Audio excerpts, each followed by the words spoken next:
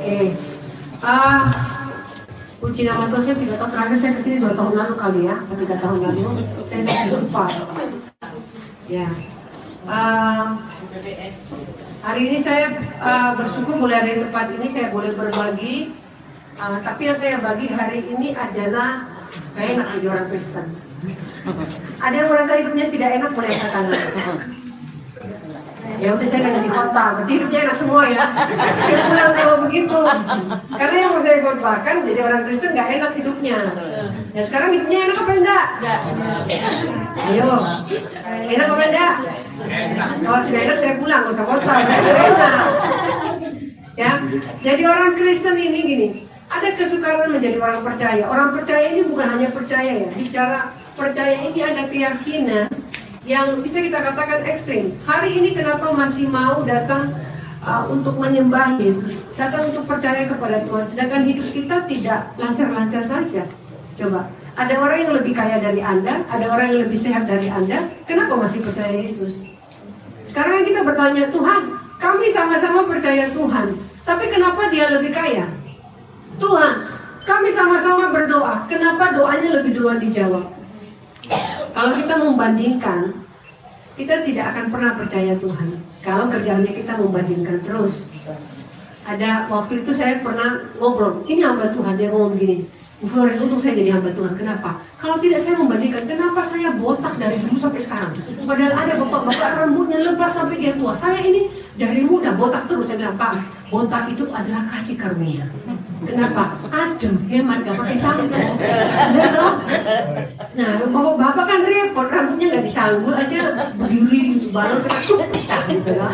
Saya bilang, kita harus bersyukur dengan keadaan kita. Kenapa? Saya percaya Tuhan sudah memberikan yang terbaik. Nah, kalau hari ini saya ada punya 3 poin. Bagaimana menjadi orang percaya ini sudah kita lihat di dalam Alkitab sebenarnya. Yang pertama adalah Goliat. Ada Goliat di dalam hidupnya siapa? Daud. Waktu Tuhan panggil Daud, harusnya kan langsung jadi raja. Gini, kalau ada orang dijanjikan, besok kamu jadi manajer. Besok tahun, 2 tahun, 3 tahun, mana manajernya? Kok nggak jadi-jadi? Berapa tahun Daud menunggu untuk menjadi raja? Atau 15 tahun loh. Kira-kira Bapak Ibu yang ada di tempat ini, kalau Tuhan bilang hari ini, besok aku akan memberkati engkau dengan sepeda motor. Wah, berbunga-bunga hati ya. Besok ditunggu-tunggu depan pintu, mana motornya? Besok ada lagi motor orang parkir. Jangan-jangan itu punya saya. Kok lain? Oh, mungkin ini terlalu murah. Besok ada parkir yang lebih mahal. Kita langsung merasa, sepertinya ini janji Tuhan. Lewat hari, seminggu, 2 minggu, tiba-tiba ada becak parkir. Loh, katanya sepeda motor kok jadi becak. Nah, tapi ini ketika kita berpikir bahwa apa yang dijanjikan Tuhan datang hari ini juga. Kalau kita lihat dulu 1 Samuel 17 ayat 37. Di sana kita bisa membaca, pula kata Daud, Tuhan yang telah melepaskan aku dari cakar singa dan dari cakar beruang, dia juga akan melepaskan aku dari tangan orang Filistin itu. Kata Saul kepada Daud, pergilah, Tuhan menyertai engkau. Ketika Tuhan memilih Daud, dia diurapi, kemudian dijanjikan untuk menjadi raja, menjadi pemimpin orang Israel. Pada saat itu, contohnya Bapak Ibu yang punya anak di sini, ketika ada seorang hamba Tuhan berdoa untuk anak Anda dan mengatakan, anak ini dipilih Tuhan untuk menjadi direktur perusahaan besar, gajinya sekian $, misalnya gitu. Kira-kira Bapak Ibu di sini bahagianya seperti apa? Langsung potong bebek ya, atau daging babi kalau orang Batak, babi langsung ucapan syukur. Masak nasi kuning, kalau di Jawa kan nasi kuning ya. Saking bersyukurnya mungkin ada ayam-ayam dan tempe dan gorengan-gorengan lainnya di sana. Ucapan syukur, padahal belum jadi manajer, masih. Soalnya yang ini bicara hamba Tuhan tidak mungkin bohong, betul? Apalagi pada saat itu yang mengurapi adalah Samuel. Bayangkan betapa bangganya hatinya papanya Daud pada saat itu. Tapi ketika pas dia dipilih menjadi pilihan orang pilihan Allah, pertama kakaknya gak seneng. Masa kecil kayak curut begini jadi raja tuh loh. Ikut perang aja gak pernah, betul tidak? Kakaknya kalau udah ikut perang, pasti badannya bagus, namanya juga pahlawan perang ya. Tidak mungkin pahlawan perang bentuknya kayak sapu lidi ya, kena angin aja terbang kemana-mana ya toh. Pasti badannya bagus, karena kalau perang itu bawa pedangnya berat ya, bukan hanya pisau dapur yang buat potong bawang, pasti besar gitu. Kemudian setelah itu mulailah muncul rasa iri dari hatinya Saul, dapat mertua yang, aduh ya ampun, di sini ada yang jadi mertua, jangan jahat-jahat jadi mertua ya. Itu Saul berapa kali mau dibunuh sama mertuanya. Mungkin Anda tidak membunuh ya, maksudnya kadang-kadang kan bahasa kita bisa membunuh karakter orang loh. Daud ini terang-terangan ditombak sama si mertua. Sudah gitu ada banyak orang yang pada saat itu bisa dikatakan tidak sepenuhnya berani untuk membela Daud. Kenapa? Yang waktu itu yang berkuasa kan Saul. Di sini kita bisa melihat ketika pertama sekali Daud dipilih oleh Allah, diurapi oleh Samuel, tidak pada saat itu dia menjadi raja. Apa yang dia dapatkan? Goliat. Kalau hari ini dijanjikan Tuhan akan memberkati engkau, tiba-tiba maaf, kompor meledup di dapur. Lo katanya diberkati kok meleduk, kebakaran dapurku. Ada waktu itu kesaksian bagaimana dia baru didoakan dari gereja, dikatakan bahwa bulan ini Tuhan akan memberkati engkau dan keluargamu. Ya, namanya doa diaminkan, betul. Dia pulang dari sana, dia bilang ada dapat telepon, anaknya ditabrak, patah kaki. Lah kok ini berkat Tuhan? Masalahnya adalah ini, kesukaran kita menjadi orang Kristen ketika Tuhan jadikan berkat, tapi ketika ada masalah, sulit mulut kita bersyukur. Kenapa ketika Anda sakit, Anda Tuhan kok sakit? Kok gak bersyukur? Tuhan, aku gak mati hari ini, puji Tuhan. Betul tidak? Kita ini susah bersyukur ketika hidup lagi susah. Ini kesukaran orang Kristen. Kalau lagi gak ada duit, susah bersyukur. Ada duit, wah, terima kasih Tuhan, Engkau baik hari ini. Tiba-tiba gak ada duit, ada gak yang punya gak punya duit hari ini bilang, terima kasih Tuhan, dompetku kosong. Ada gak?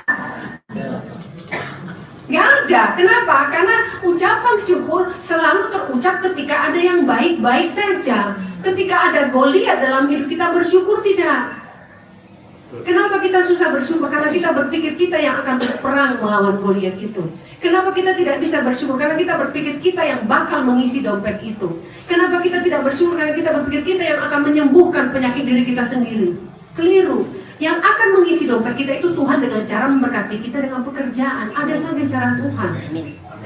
Kita tidak bisa menyembuhkan diri kita sendiri, bukan juga dokter. Tapi Tuhan akan memakai dokter, memakai obat apapun yang kita minum.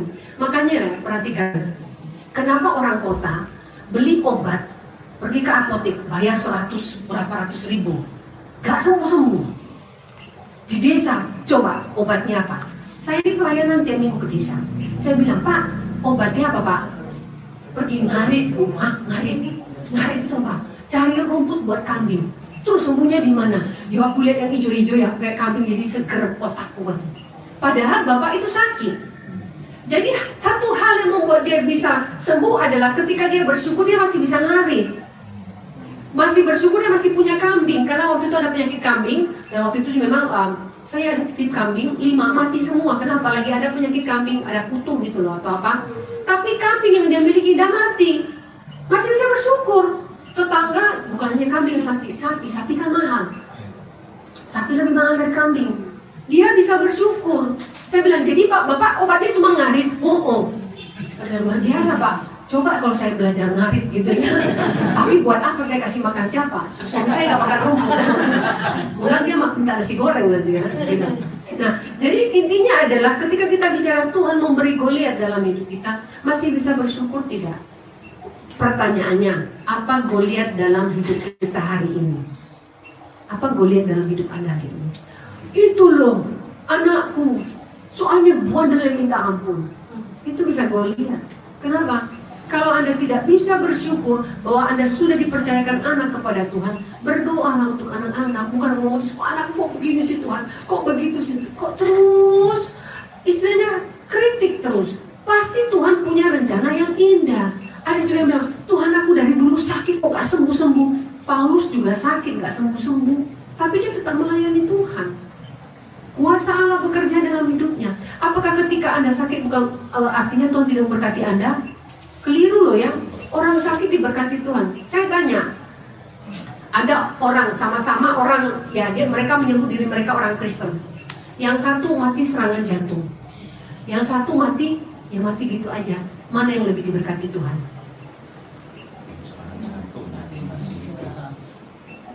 Hah? Ayo, sama-sama orang Kristen, satu mati serangan jantung. Ahli tiga orang Kristen. Satu mati serangan jantung, satu mati pas tiba-tiba aku mau tidur mati gitu. Yang ketiga ditabrak sapi, jatuh ke got, mati gitu. Mana yang lebih diberkati Tuhan? Kelihatan bukan orang Kristen tak? Orang Kristen matinya mau bagaimanapun tidak menunjukkan seberapa besar iman Anda kepada Kristus. Ada pendeta mati kena corona, apa karena dia berdosa? Ada pendeta mati kemarin jatuh dari pesawat mati, apa karena dia berdosa? Tidak. Jadi kematian seseorang tidak menentukan imannya di dalam Tuhan. Masuk gara-gara mati tabrak sapi jatuh ke got mati, woi pasal-pasal itu sampai ketabrak sapi aja mati. Gak bisa, karena itu tidak menentukan. Jadi Goliat kita sebenarnya adalah bagaimana kita bisa bersyukur di dalam kesusahan.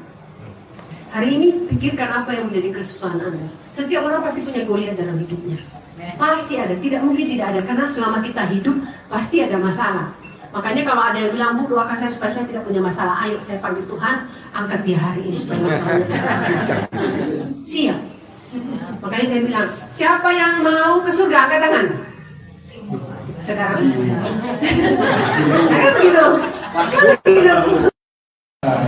Jadi jangan pernah bilang sama pendeta, doakan saya biar masalah saya hilang. Bolehlah, innalillahi wa inna ilaihi raji'un. Kan masalah selesai.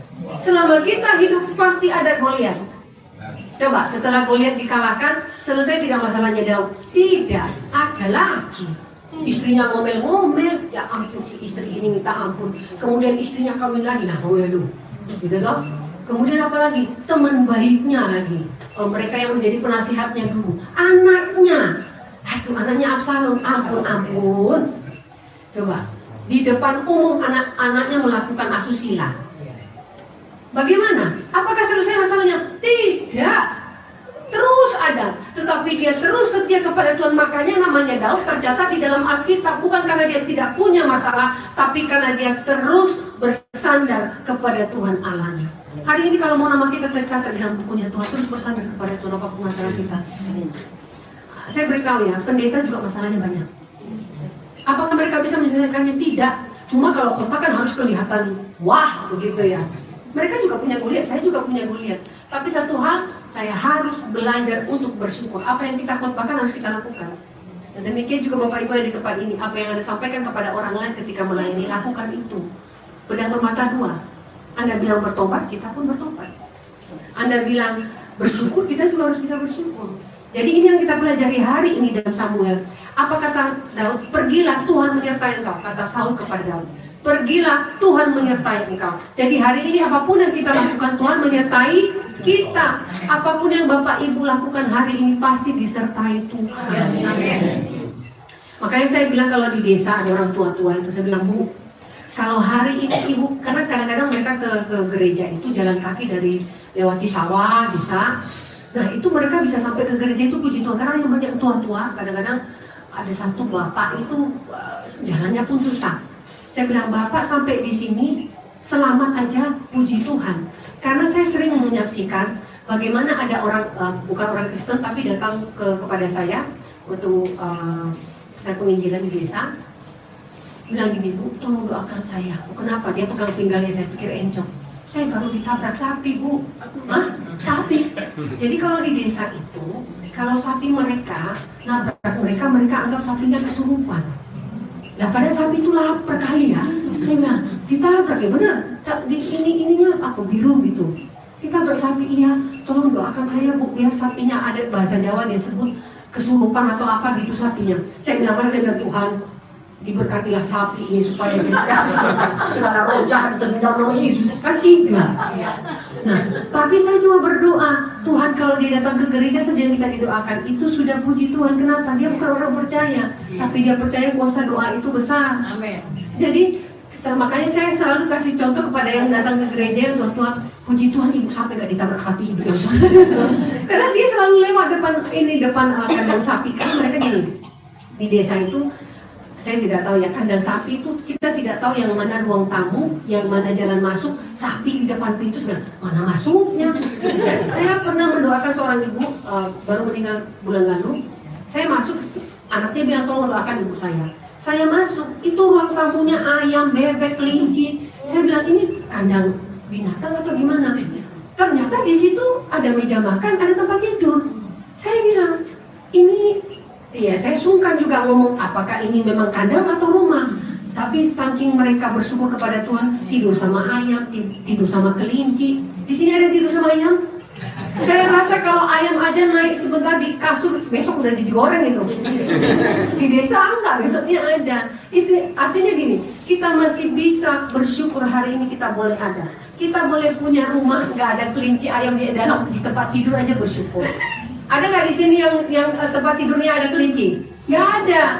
Kalaupun Anda punya ayam, Tuhan masih kasih berkat untuk buat kandang ayam di belakang rumah, betul? Ada yang punya ayam nggak ada kanan? Nggak punya. Oh, ibu punya, ya. Oh, ya. Jadi kalau kita menjadi orang percaya, ada Goliat dalam hidup kita, terima itu dan bersyukurlah. Jadi jangan suka berdoa, Tuhan hilangkanlah masalah ini dari hidupku. Tidak akan hilang. Makanya kalau ada anak kecil berdoa, boleh tidak berdoa, Tuhan hilangkan nyamuk dalam hidup ini. Saya bilang jangan, nak. Kenapa? Nyamuk itu membantu juga supaya kita ini ada darah-darah yang campur lemak-lemak bisa disedot. Jadi kalau kita punya lemak-lemak berlebih, berikanlah itu kepada nyamuk. Tolong sekadar lemak-lemaknya, jangan darahnya saja. Ya, serahkan diri kepada nyamuk. Saya percaya Tuhan punya rencana. Nggak mungkin Tuhan Yesus menciptakan nyamuk, betul nggak? Kalau nyamuk nggak ada, cicak makan apa? Nyamuk makannya, cicak makannya nyamuk loh. No, kan Tuhan itu baik. Cuma memang ya itu aja. Kenapa Anda suka digigit nyamuk? Saya sering dapat berita, tapi saya cari di informasi kok nggak ada ya. Katanya yang sering digigit nyamuk tuh darahnya manis dari Hongkong. Harga loh, sama gitu. Pokoknya kalau ada sedikit mungkin kurang mandi, nah itu digigit nyamuk ya. Itu yang pertama ya, ada Goliat dalam hidup kita. Yang kedua, ketika bicara menjadi orang Kristen, ada kesukarannya adalah Tuhan itu memberikan penjara dalam hidup kita. Jadi misalnya seperti ini, Yusuf itu kan dijual oleh saudara-saudaranya. Sebelum dijual, saudara-saudaranya benci sama Yusuf. Benci, udah benci begitu dijual. Sebelum dijual dibuang ke sumur. Nah, setelah dia katanya kalau dibuang nggak menguntungkan, dijual. Setelah dijual, terus kemudian dia bekerja di penjara. Begini, apa yang dialami oleh Yusuf? Mimpi yang dialami oleh Yusuf semua bagus tidak? Bagus, dia menjadi pemimpin. Kalau Anda diberikan mimpi tiba-tiba hari ini Anda menjadi orang sukses, senang tidak? Hari Rabu malam, nanti malam yang selesai ya, Anda mimpi, tiba-tiba jadi orang sukses, naik mobil sampai saking kayanya mobilnya bannya 5 gitu ya. Terus bangun pagi besok tiba-tiba Anda dapat masalah. Loh, mimpinya mana? Mimpinya katanya orang kaya, kok pagi ini dapat masalah? Bersyukur tidak? Yusuf dapat mimpi bagus-bagus lah, kok tiba-tiba dipukuli, dibuang ke sumur, kemudian dijual. Mimpinya tidak sesuai kenyataannya. Hari ini apa yang Anda mimpikan, cita-citanya tidak sesuai. Dulu Anda mungkin bercita-cita menjadi model ya ibu-ibu. Setidaknya nggak usah model di majalah lah, model kerupuk goreng lah misalnya ya. Ya, model kerupuk juga nggak bisa. Apalagi yang terkenal di Surabaya, kerupuk upil. Saya dulu pertama kali di Surabaya, kenapa disebut namanya upil? Saya nggak mau makan sampai hari ini. Namanya upil warna-warni, saya bilang upil siapa nih yang warna-warni yang goreng-goreng ini? Atau saya nggak mau ganti nama, baru saya mau makan. Setelah itu diganti nama, ini kerupuk warna-warni. Oke, saya mau makan, tapi setelah itu digoreng di pasir. Saya bilang, pasir? Orang Surabaya kenyataan. Nah, intinya gini, jadi ketika apa yang kita mimpikan tidak sesuai kenyataan, kita komplain Tuhan. Di sini yang di masa mudanya bercita-cita jadi orang kaya, angkat tangan. Orang sukses lah, orang sukses. Gak punya cita-cita, bagus. Soalnya kalau punya cita-cita stres, gak tercapai stres. Kalau orang Kristen gak usah punya cita-cita, punyanya cuma doa yang terbaik yang Tuhan kerjakan, amin. Hari ini apa yang Tuhan kerjakan dalam hidup kita sempurna. Kesuksesan diberkati Tuhan tidak dilihat dari berapa isi dompetnya Anda. Saya tanya, ibu isi dompetnya 5.000, ibu sebelah isinya 50.000, bapak di belakangnya 500.000. Siapa yang diberkati Tuhan?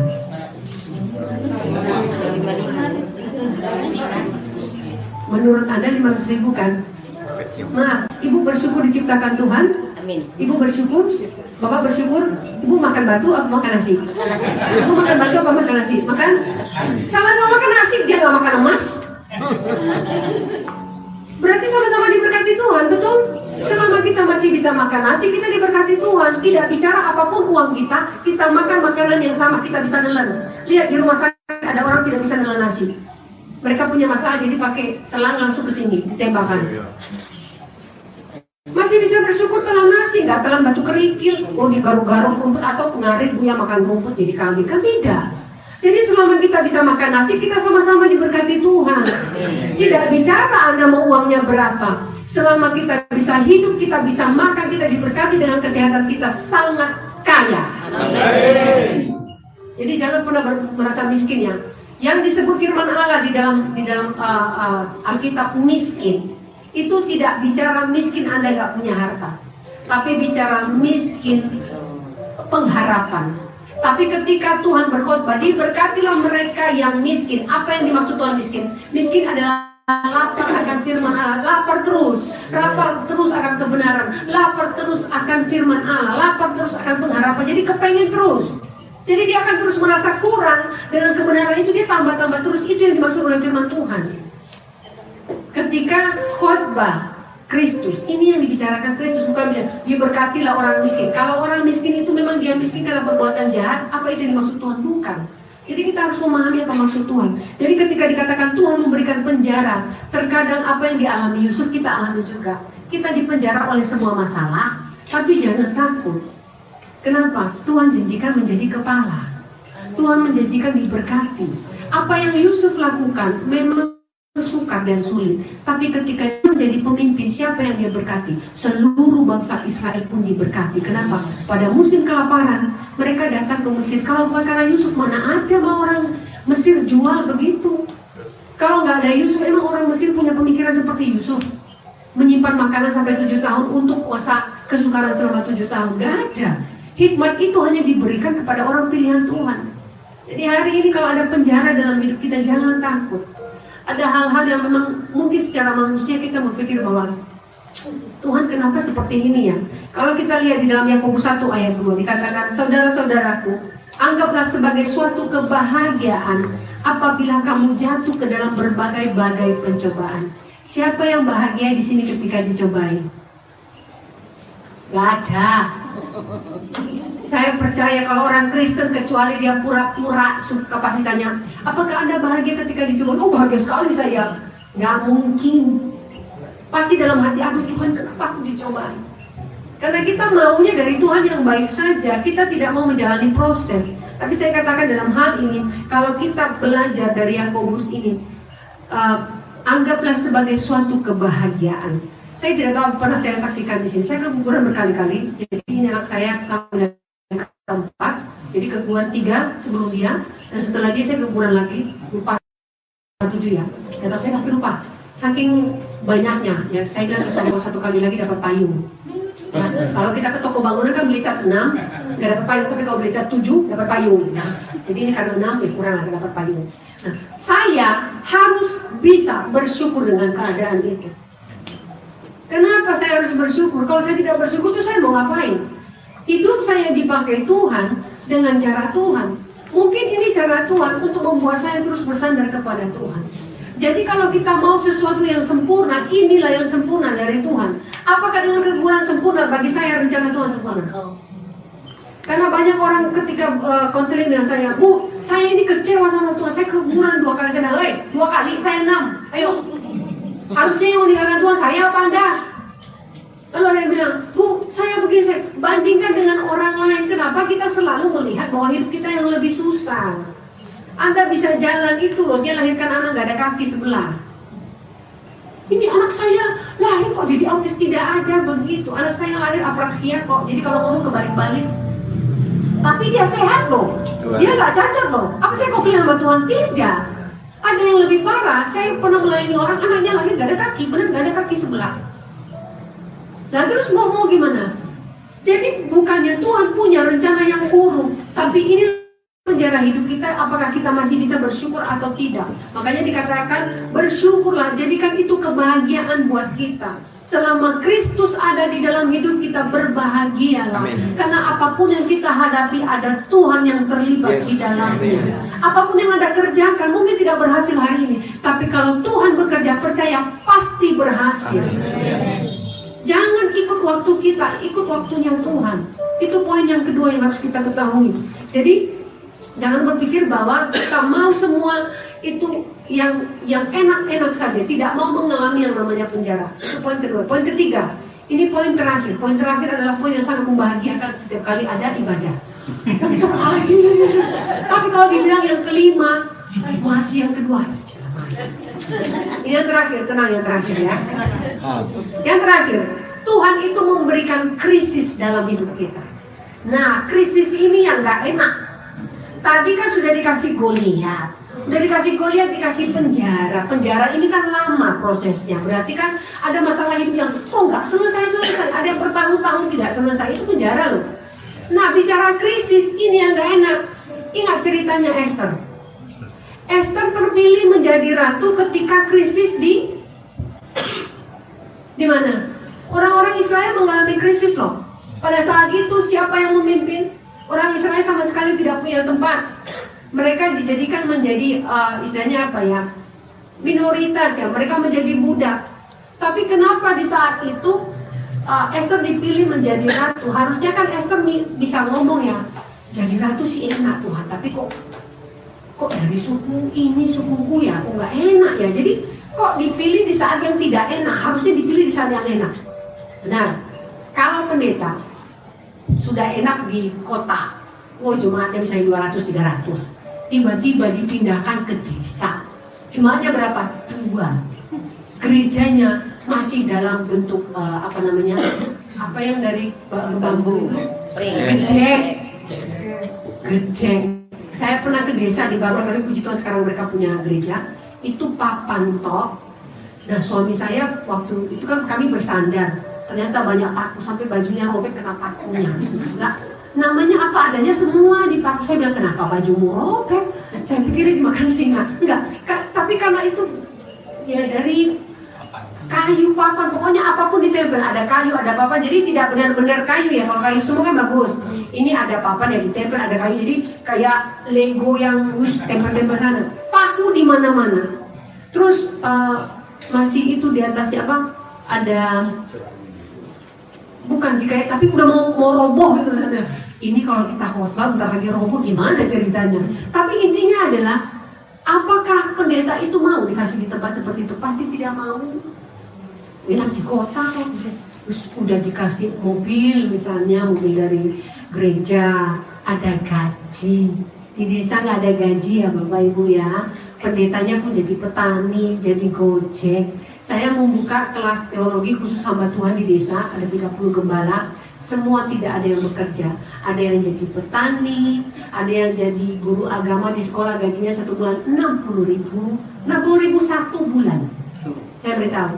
Berarti kalau dia ngajar di 3 sekolah 180.000. Itu gajinya. Nggak nutup ongkos bensinnya. Ya, jadi hidup dengan kasih karunia Tuhan. Apa mereka meminta-minta? Tidak. Tapi ini siapa yang mau? Nah, ketika kita dikasih krisis, kita tidak mau. Kita baca 2 Korintus 12 ayat 10. 2 Korintus 12 ayat 10. Karena itu aku senang dan rela di dalam kelemahan, di dalam siksaan, di dalam kesukaran. Garis bawahi, aku senang di dalam kesukaran. Sama-sama ya. 1, 2, 3. Aku senang di dalam kesukaran. Sekali lagi ikuti saya. Katakan, aku senang di dalam kesukaran. 1, 2, 3. Aku senang dalam kesukaran. Betul. Betul tidak? Amin. Apa karena saya suruh saja? Karena pendeta suruh yuk ngomong aja. Tapi kalau dalam hidup sehari-hari tidak mau. Kalau bisa nggak suka ya kenapa pilih suka? Betul nggak? Manusia kan selalu pilih yang enak. Tapi firman Allah katakan, karena itu aku senang dan rela loh ya, rela di dalam kelemahan, di dalam siksaan, di dalam kesukaran, di dalam penganiayaan dan kesesakan oleh karena Kristus. Sebab jika aku lemah, maka aku kuat. Apa yang dimaksud ayat ini jika aku lemah? Jadi ketika kita berserah sepenuhnya kepada Tuhan, maka Tuhan yang ambil alih. Tuhan yang menyelesaikan masalah kita. Kenapa banyak orang Kristen masalahnya tidak selesai? Karena dia cawe-cawe pekerjaan. Tuhan-tuhan, kerjakan sendiri. Benar. Saya itu pernah satu kali saya kan ngajar anak-anak, saya buka bimbel gratis di desa ngajar anak-anak. Saya ngajarkan mereka membuat mainan dari kardus bekas. Nah, saya sedang mengajar anak ini cara potongnya, anak ini terus ngambil guntingnya, dia mau potong. Saya bilang, ya sudah kerjakan. Dia nggak mau nungguin saya gitu. Apa jadinya? Itu kardus dipotongi nggak jadi. Saya bilang, ini jadi sampah. Makanya dengar saya dulu, saya ajari, saya selesaikan. Nanti terakhir kamu tinggal warnai. Kita juga seperti itu dengan Tuhan. Kita hanya menyelesaikan yang terakhir-terakhirnya saja. Tuhan yang menyelesaikan yang banyak. Lucunya kita merasa kita lebih hebat dari Tuhan. Akhirnya kita cawe-cawe kerjaannya Tuhan. Tuhan bilang, ya wes, kerjakan. Pas gagal, Tuhan kenapa gagal? Tuhan bilang, itu kerja-kerja sendiri. Makanya Tuhan itu menjadi rekan kerja kita juga di dalam banyak hal. Biarkan Tuhan yang membimbing kita dalam menyelesaikan sesuatu. Jangan kita yang membimbing Tuhan. Makanya ingat, kalau hari ini Anda doa, isi doanya Anda membimbing Tuhan. Keliru ya. Tuhan, nanti kan begini Tuhan, jadi gini. Nah, setelah itu kan Tuhan gini, itu mau saya Tuhan. Nanti gini, Tuhan bilang, gak ada gini. Yang jadi Tuhan Anda saja, kata Tuhan. Makanya kalau doa sederhana, saya selalu mengajarkan orang yang saya layani, yang mereka tidak pernah banyak berdoa. Saya katakan satu hal ketika berdoa, Tuhan, lakukan sesuai dengan kehendak-Mu karena aku percaya semua sempurna. Tuntun kami Tuhan sehingga kami boleh melihat apa yang Tuhan kerjakan sempurna. Sudah, gak usah banyak-banyak. Makanya khususnya buat kalau ini ibadah anak muda, saya bilang kalau berdoa jangan terlalu banyak sampai kayak daftar ibu belanja ke pasar. Bawang, sayur, belanjanya panjang. Anak muda kalau berdoa bingung saya. Bu, tolong doakan nanti pacarku tuh yang ganteng, yang kaya, yang tinggi, yang tinggalnya di sini, yang itu, yang ini. Kala-kala belanjaan mama aku ini kok banyak kita bilang. Daftar doanya banyak sekali. Doanya cuma satu kalau Anda punya anak. Jangan berdoa, Tuhan nanti anakku berkati dia dengan jodoh yang kaya, kemudian dia begini, terus nanti anakku begitu. Banyak permintaan. Tuhan gak bakal dengar. Kenapa? Karena Anda sedang menggurui Tuhan. Tapi berdoa kepada Tuhan, Tuhan berkati anakku sesuai dengan kehendak Tuhan. Aku percaya yang sempurna Tuhan kerjakan dalam hidupnya. Kalau sudah ngomong sempurna, semua yang Anda omongin tadi justru Tuhan memberikan yang lebih baik dari itu. Jadi ini 3 poin yang harus kita pelajari hari ini. Ketika Tuhan memberikan yang namanya Goliat dalam hidup kita, kita masih bisa dikuatkan. Kenapa? Bukan mengandalkan kekuatan kita, tapi kekuatan Tuhan. Ketika Tuhan memberikan penjara dalam hidup kita, kita lewati. Kenapa? Karena itu proses untuk mulai naik ke atas. Tanpa melewati penjara, Yusuf tidak bisa menjadi pemimpin Mesir. Kemudian Tuhan memberikan krisis. Kalau tanpa krisis, Esther ini tidak akan bisa memberikan solusi, tidak akan bisa menjadi ratu, dan dia tidak akan tertulis di dalam Alkitab. Memang tidak disebutkan nama Tuhan ya di dalam Alkitab Esther, tapi kisah ini menceritakan bagaimana Tuhan bisa memilih siapa saja di dalam krisis untuk boleh membawa bangsa Israel waktu itu masuk di dalam pembebasan.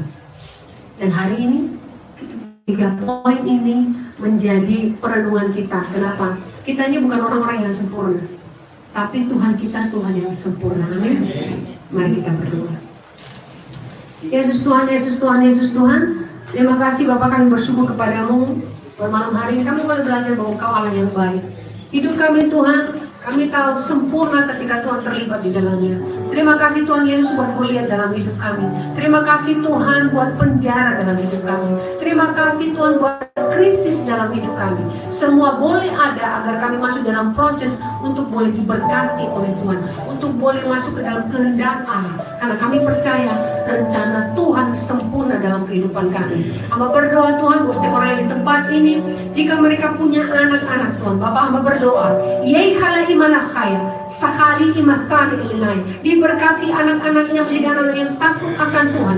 Apapun yang mereka kerjakan Tuhan jadikan berhasil, dan mereka boleh memuliakan nama Tuhan. Hamba berdoa Tuhan buat setiap orang di tempat ini, pelihara masa tua mereka Tuhan, sebagaimana janjimu, hingga masa tuamu aku akan menyertai engkau, aku akan menggendong engkau. Demikian Tuhan kau berkati mereka, terlebih Bapa diberkati dengan kesehatan di dalam nama Yesus. Dan setiap orang boleh setia kepada Tuhan dan tidak pernah meninggalkan Tuhan apapun keadaannya, namun terus mengucap syukur kepada Tuhan. Terima kasih Tuhan, terima kasih Bapa. Kami bersyukur buat tempat ini, kami bersyukur buat jemaat di tempat ini, kami bersyukur buat komunitas di tempat ini, kami bersyukur buat gereja ini. Biar terus gereja ini boleh menjadi berkat dan boleh memuliakan nama Tuhan, membuat penginjilan lebih melebar Tuhan, dan mengimpakkan kuasa Allah untuk lingkungan ini. Terpujilah nama-Mu Bapa, di dalam nama Yesus kami berdoa, haleluya, amin.